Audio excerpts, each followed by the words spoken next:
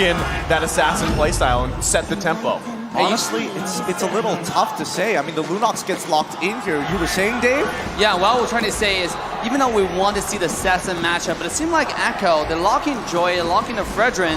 That means like one of those two might go jungle here, like with a really high possibility. I mean, it's likely that you can even go with Fredrin Silent and Joy mid sometimes, right? But the chance of that happening in the entire M4, I think so far we haven't yet to see a Joy mid, right? It's Joy jungle. Yeah. But not melee. Well, here's the thing. You brought up a really interesting point about like switching it over into the EXP lane. I just have the sneaking suspicion that we might actually see, you know, Fredrin go into the EXP lane, and then after that, Joy gets thrown over into the jungle as a way to kind of, you know, deter Carteezy from playing an assassin. Play something tanky, and I quote-unquote might still get my assassin later on if I am Kyrie.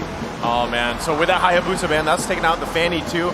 Yeah. They might even use that last ban towards another assassin if they really want to. But I mean, still, the Ling, right? Unless they really want to go against the Ling here. That's a possibility. But just the fact as well that if Valentina is across from you for Onic Esports, Echo's got to be really careful how they approach that. Because, I mean, even right now, if Valentina just goes and takes that Kaja, the Divine Judgment available to them, then that pickoff potential is there, especially paired up with this Lunox, and we saw that combination, that relationship between those two heroes alone, and there it is, the Ling is banned out. Oh, this is, I don't know, I'm already sweating. The Ling's already banned out, people are focusing on those assassins, but Yaoi specifically quotes that he really wants to fight with Keyboy on the M4 stage. I don't know why. It seems that his heroes are the same as mains. He's also very good at positioning and getting pickoffs.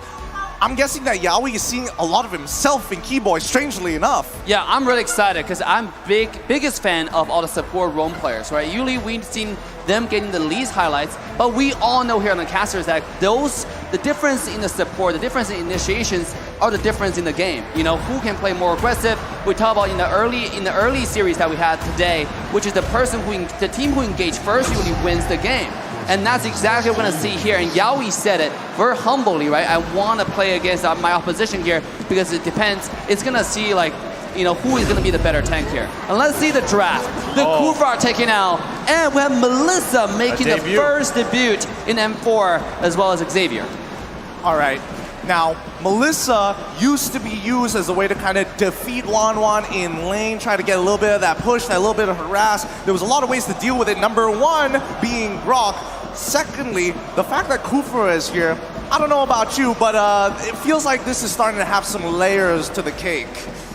Layers to the cake for Onic Esports. There's a lot here, right? I mean, you've got multiple ultimates that you can layer on very well, but still, even if you're going with the, let's say it's the Kufra, let's say it's the Grok initiating things, do you have enough to peel for Echo here? I mean, you've got the Kaja there. We've seen how clutch Mystic Field right placement can be. And again, late game, the scaling potential is there, though. Okay. And this is another layer to that cake. Love exactly. To see it. It's so good. I mean, now that you have Death Sonata, the get away from me, yeah, sit in your little space. I'm gonna blast you out of the game.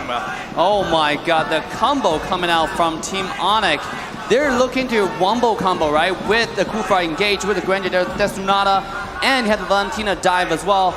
This is the combo versus the peel, right? Echo is more peeling in this game. It's very uncharacteristic, almost the opposite from what we've seen of Echo in the previous stages. So this is a completely different playstyle coming out from Echo. I'm excited to see how they pull off this Melissa play. You really have to protect the Melissa, but can you do it in front of all this dive? It's tough. It's a really tough one here. The only way to decide it is when we jump into the land of dawn. Have a look at the audience here right now. Whether you're from the Philippines or whether you're from Indonesia, the watch party outside as well. Good luck to everyone because this battle is going to be bloody. Welcome to game number 1 in this best of 5 between Onic Esports up against Echo. Man, and just like that, jumping into this one. And I gotta say, the crowd here feels in a way different because I feel like there's actually some people on the Philippine side that love Kyrie too, and of course Coach Yeb. So you have these different chants going on here. But again, the team that strikes first blood in the series is gonna be massive for them. For sure. And honestly, I feel like no matter what, the Philippines is winning at the end of the day, whether you like it or not. There's a player and a coach from the side of Onyx, but this is Melissa's debut. Assassin Dave, walk me through these lanes. What should we expect in these early laning phases and where their resources should be invested in? I mean, it seems like so far, early game, it's been pretty peaceful on both sides. In bottom lane, it's a Joy versus a Grok. If you be a little bit of tanky on Grok, Joy's not going to do anything. The same thing, vice versa, other side. But speaking of that, in the mid lane, though, yep, Keyboy. Find a little bit of poke, but not going to be too much. On the top side, Lunox versus Melissa, it's going to be like similar stuff. Like, you know, even trade off, but you're not going to see too much. It's going to be pretty peaceful laning phase. Again, it comes down to Keyboy versus Yaoi. Who is going to engage first? Keyboy does have the early game advantage because he is Kufra. Speaking of that, here we go. Not looking good here. Onic Esports wants the first blood. Kyrie on the mark. Able to take down Yaoi with that Death Sonata, and it just played out so perfectly. I don't know about you, but it does kind of feel that Onic needs to make that first move all the time. They cannot play defensively against Echo, and Echo generally is going to be much better at the counter engaging, stopping this aggression. So now they have to take full advantage of the early game to start their lead. Man, and right now with his first turtle being up here, already having that advantage, but it's going to be Carl TZ that starts up. Notice too, Sands has that Divine Judgment available to them. They've got the numbers advantage. They've got the space here. They're going to go in. The flicker comes in. Turtle still looking to be up here. Donnie comes out. Kyrie able to secure it, though. They're still going to continue. Sanford going in. Boots trying to get away here. Carl TZ, a Bracer grab. Can't get a kill, though. Onic Esports taking the turtle.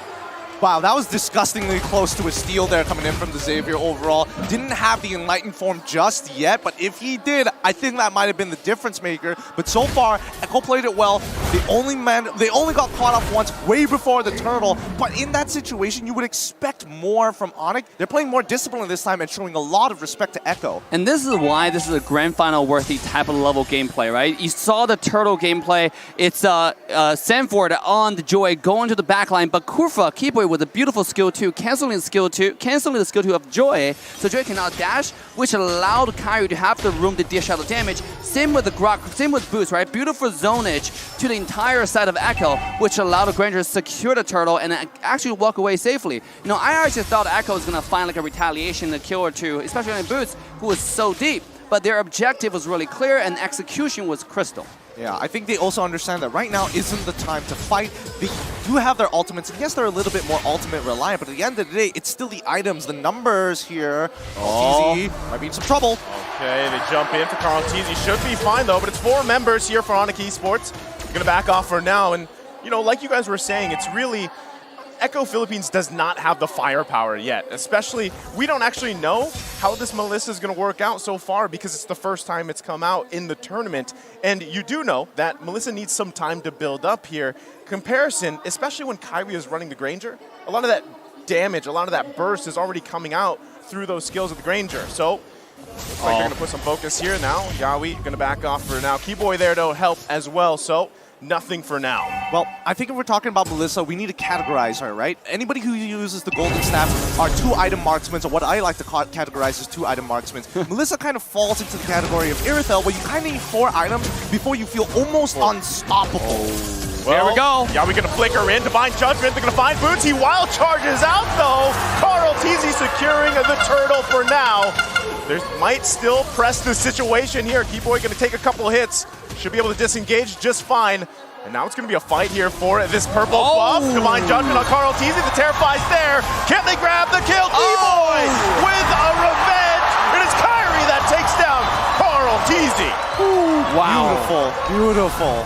What a beautiful play there coming out from Sans, copying the Divine Judgment and actually wombo comboed along with Keyboy, right? He with the pull and with the ball. It was the ultimate from Kufa. It's absolutely beautiful to watch. At the same time, I gotta say, this is some like downside of Granger when you pick this character. You can't really get territorial control because this character is so easy to dive onto. And you need a lot of protection. Just now, that's a very nicely done from Aqua to zone Granger away, but they're a little bit too aggressive there. Just bit a little bit too much more than they can chew. But speaking of that, Onic decided to back away and play a little bit more safe. I do that too on when I play Kufra. You know, where am I going? Where am I going? Where am I going? Which way is it going to go? It feels like they're really dedicated to this top side, though. Well, he's going to charge up. Onic Esports taking the disciplined route. They grab that tier 1 turret. Disengaging for now. I think overall, Onic, again, very nice aggression that we're seeing from them. But also, the fact is that Sans has that flexibility. They don't necessarily have to take the Divine Judgment. It's just a really powerful ability overall. And it feels like a waste to not take it, especially when Carl TZ wants to peel for the rest of the team. So the easiest answer, just pull that front line away and jump right in to open with the Death Sonata. And also, I gotta say, Echo, despite the little bit defeat in the early game, just now when they have 2 dash, but think about going to the long term, going to the late game, right? The skilling game is definitely leaning towards Echo's favor. They have the Melissa late game. It's a attack speed marksman going to late game. He's going to shred every single frontline tank, right? I'm talking about Boost is not even a tank. He's going to build damage, a little bit of hybrid. Keyboy is just going to disappear if he goes in and misses the skills. Now, the thing here is the playmaker is the wombo combo. Is Kyrie going to sync with Boost and Keyboy to jump in together, which I'll find out. Here we go, the third and last turtle of this game. Well, Kyrie going to commit the ultimate here. Oh, goes in with a wild charge. Carl TZ able to scare it. Yaoi's going to be in trouble here. They're trying to follow up. Sans can't get the pull he wants. Sanji taking the Sans down. And now it's EW on the run. Dawning Light comes out. What a brilliance to dodge the Dawning Light. It's only going to be 1 down for now. Onic Esports giving the call back, but they lose the turtle. Seal Play going to come out. Nothing committing just yet. Keyboy spinning around again. But all they can do is defend for now. Oh, they finally... Okay, so now they back off. They're looking for the reset. There is a good push on that top side. That tier 1 technically should fall. But wow, Yaoi, that reaction time to the instant flicker coming in from Boots and locking him down with the Divine Judgment. And who else can produce that? Who can produce that move? Yeah, but going to the late game, you know, I also want to go back to the point that Echo is playing the skilling game, right? Now, skilling and they're winning. You know, you have Senji under this Xavier.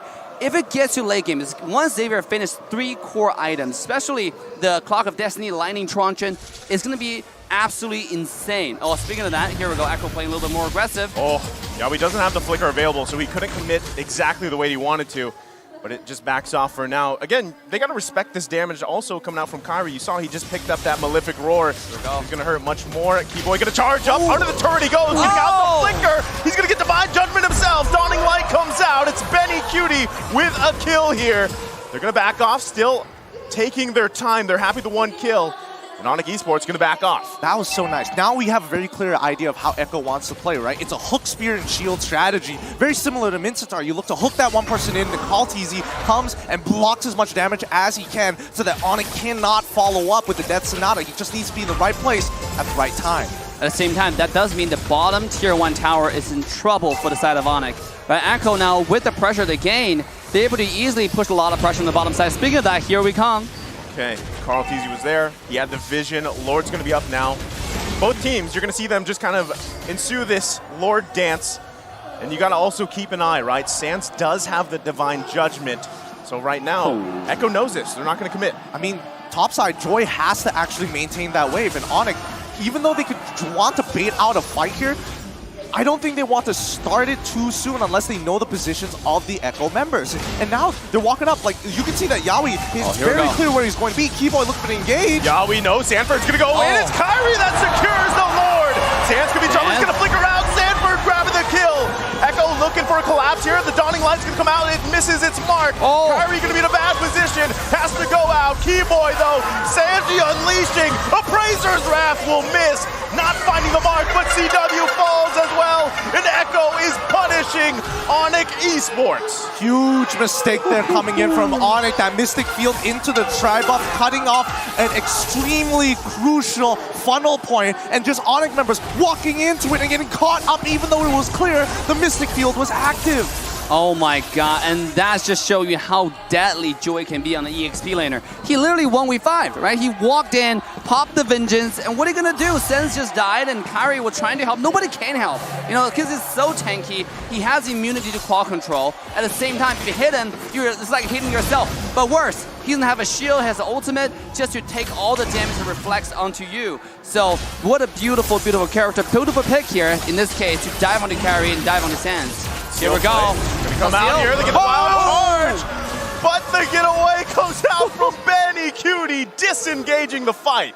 Great reaction time coming out from Echo. Boots needs to realize that he's becoming a little bit more predictable, and he needs to make sure that his passive is on a line when he does it. Even the smallest 0.5 gap in his passive can get countered. This is nuts. This is absolutely nuts. Let's take a look at the items of the power spike. Melissa already finished 3 core items. His damage online is not going to be really good against tanks because he doesn't have any penetrations, melee damage, and critical damage. Look at Granger though. It's Hunter Strike, Malefic Roar. This guy is being pure penetration. It's just going to be that burst of skill damage. Here we go. Oh no, are we going to find his target here? Keyboy's going to be in trouble. Razor's round to come down, but the stun comes out. A massive revenge.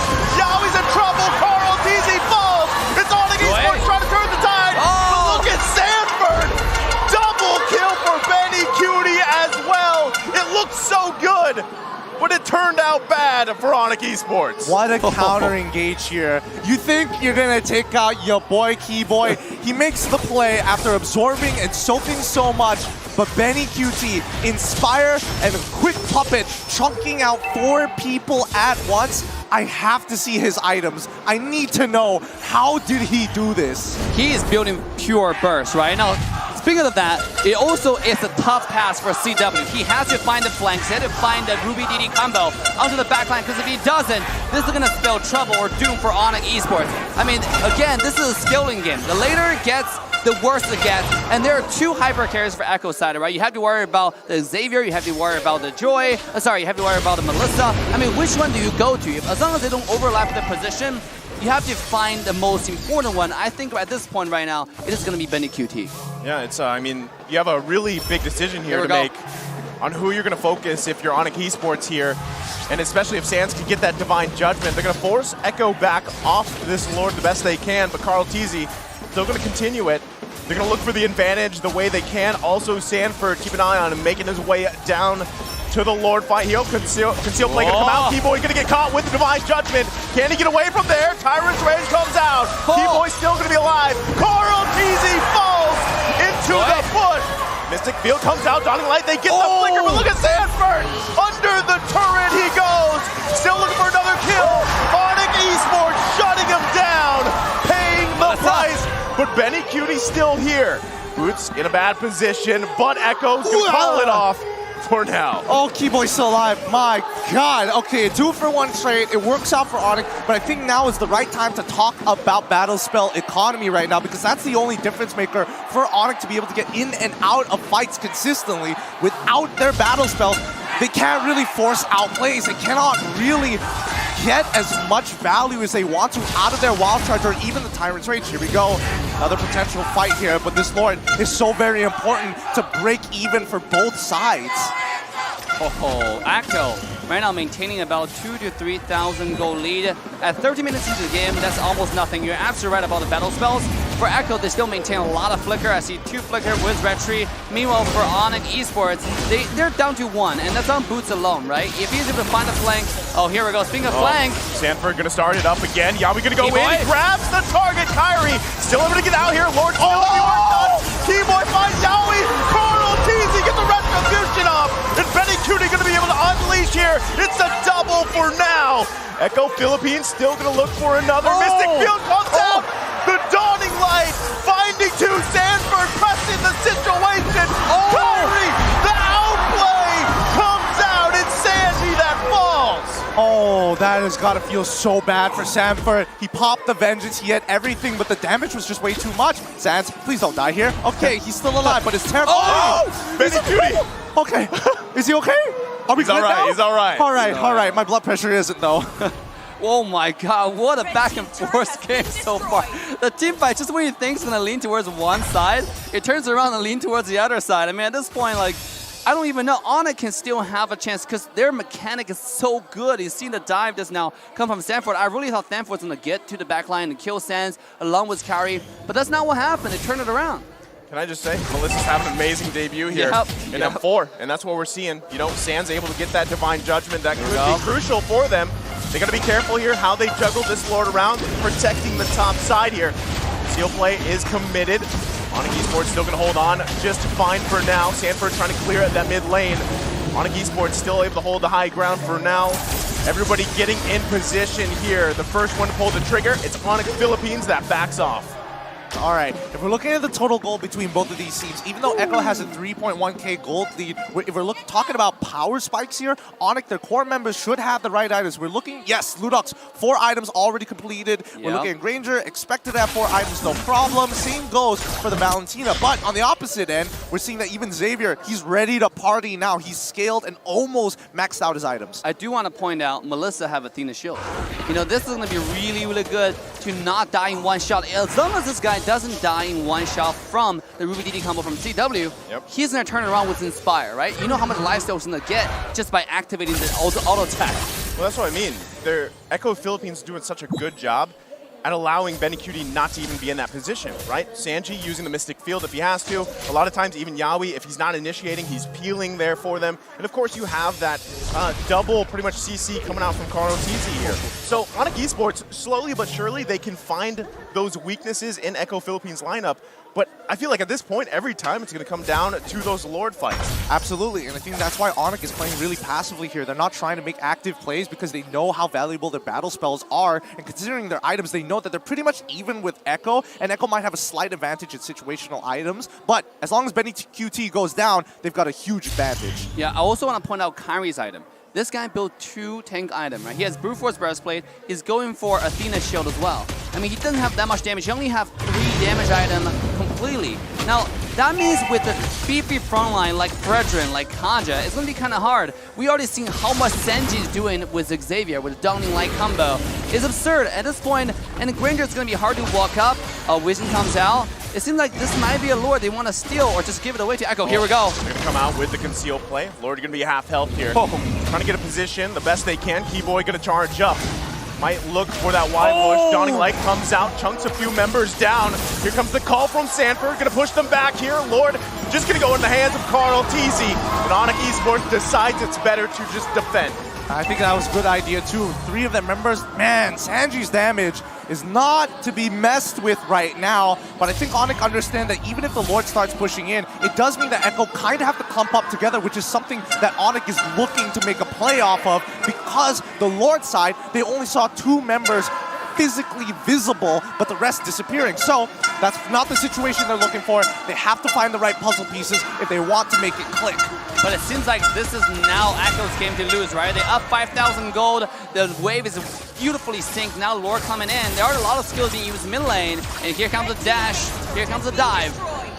Lord gonna go ahead and do work there. Yawi gonna flicker in. He's gonna try to get boots down.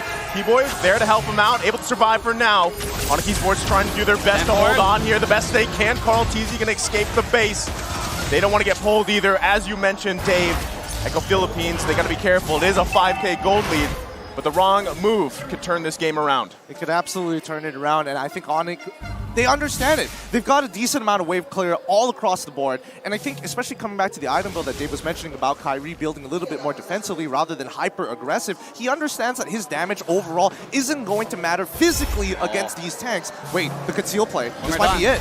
Conceal play coming again. Keyboy, does he commit? Not just yet. They get the flicker out from CW. There's the Dawning Light. Sandforce Immortality's going to be popped. Can they grab the kill? Kyrie able to secure one himself. Carl TZ can't get the Appraiser's Wrath. Yawi quite low. It's going to be an immortality for an immortality. He's in trouble as Keyboy falls here. Kyrie though waiting there. Yawi's immortality is popped. CW able to clean up the kill, but it's a bad news for him as he falls in the bush. It's an even trade. Honestly, even though that CW died there, making it a 2-for-2 isn't so bad when you're the team behind. However, we're kind of maxed out on gold here. It's not a matter of who's got the better economy, it's who can execute a cleaner play. Now, I gotta say, one more time, Kyrie's damage is falling off, right? Usually Granger is supposed to skill harder and harder in the late game, but just now you saw he did a full skill 1 damage onto the Fredrin. Yeah. And it almost did no damage, right? Tickled him. Yeah, just tickled him a little bit. I mean, at this point, you got to be worried about who's going to be the main damage. You even protect Kyrie. Is it worse to protect Kyrie at this point? I think it's Well, I think Kairi is a little more self-sufficient, and I think Yeah. his ultimate is a really useful tool. Let's think of it as utility rather than hard damage at this point, because now they just need to slow them down enough to chase them so that Boots can look for an engage. Sans might be able to get multiple people, but the most ideal one is the Rue BDD combo coming up from CW. Yep. Yeah, you know what I love? Honestly, it's too late for this, but if Boots had the weapon mastery on the Grok, you know, because really, I mean, he hasn't been able to utilize the high and drive. True. And I feel like, you know, he's picked up those items on that Grok, but still, you kind of lose out on picking that high and dry instead of having a weapon mastery here. But still, P-Boy gonna go find Sanford here. It's another Lord Dance. As Carl TZ gonna go ahead and start it up. Onic Esports getting in position here. Notice the positioning as well for Yawi. Might be looking for a pick. Sans does not have that Divine Judgment just yet. He's looking for Yawi as well. Carl TZ keeping it in this area for Echo Philippines. There's Yawi. He's going to pull Boots. Do they engage on this? Carl TZ gets the knockup. Boots goes in on the charge, but Sandy falls. CW grab the kill. Pops the Winter Truncheon, but going to fall from Yawi as well. Keyboy reinitiating, but he has to flicker out. Carl TZ gonna force Kairi back here. Now it's Keyboy in trouble. He goes low, can't get away as Sanford grabs a kill.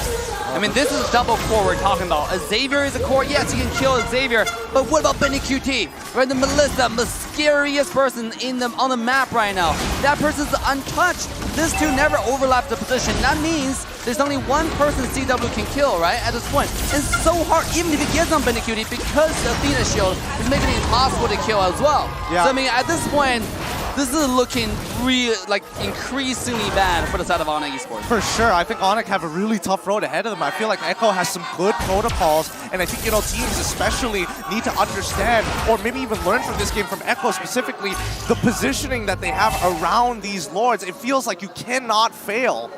I mean, at this point, we've seen this a couple of times now. Onic Esports gonna have to do the defense game for this Lord marching up top, and every time it's gonna give it a little bit harder and harder. And really, I mean, if even the previous fight, Sans, again, was not able to have that Divine Judgment, and that is the key ultimate that he wants to take here, because then at least you can be the one to initiate these fights, especially in the defense of this base. Now Onic Esports, once again, it's a dire situation for them here. Echo Philippines gonna work on this mid turret for now. That's the pull. Keyboy's in trouble. Has the immortality for now, gonna be popped, but he's gonna go down here just now. Wild Charge did come out. Another falls. Dawning Light's gonna come out. They have to work on the Lord. Echo Philippines working on the Crystal. Another falls here, and that's gonna be it as Echo Philippines draws first blood in the series. GG, well played. Echo take game number 1, and the Filipino fans here at M4 are going wild. But this is only the first of a best of 5. Things could easily change, and we have to take a breather for a moment here. Really think about this for a moment, because this technically was the inevitable outcome if you're stretched out for this long. Oh my god, what a game 1. Game 1. And we're all predicting this might go to full 5 best out of 5 games, right? I hope it does. I hope it does too.